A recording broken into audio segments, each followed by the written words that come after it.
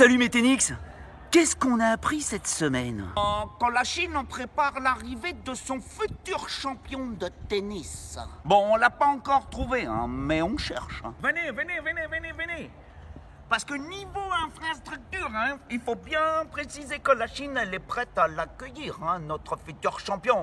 Et encore, on est prêt à en accueillir des milliers, voire des millions. Vous voulez voir à quoi ressemble le site du Masters Mill de Shanghai? 80 hectares dédiés au tennis exclusivement, c'est-à-dire que c'est 10 fois la superficie de Roland-Garros. 10 fois. Et comme vous pouvez le constater, on n'a pas de problème avec les riverains. Ah bah non, il n'y en a pas. On les a tous expropriés. Il y a tellement d'espace qu'on pourrait faire atterrir un A380 dans l'allée principale. Une vingtaine de cours, dont 3 principaux, et le fameux stadium. 40 mètres de haut.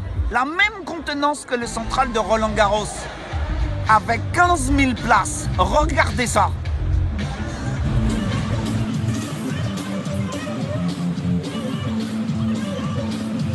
Et un toit qui s'ouvre comme une fleur.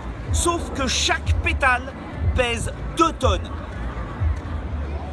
2 tonnes, ça doit être le poids des blocages du Mont Fisien. Depuis un mois, il a un trou noir qui lui aspire la réflexion. La demi-finale de l'US Open, la demi-finale de la Coupe Davis, et son match ici contre Goffin, où il menait 6-4, 4-1, même s'il est top 10, et qu'il ira au Masters pour la première fois de sa carrière. Si, c'est sûr, sauf malédiction galactique. On a l'impression qu'au lieu de se libérer, de décoller, eh ben, à la place, il est à 2 doigts de s'écraser. Un qui s'est craché, c'est lui. Viens avec moi. Ah bah ouais. C'est Djokovic.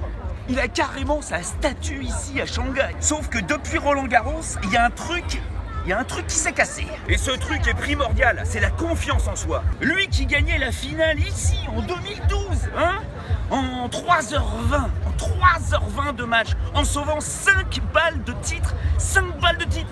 Tout ça contre qui?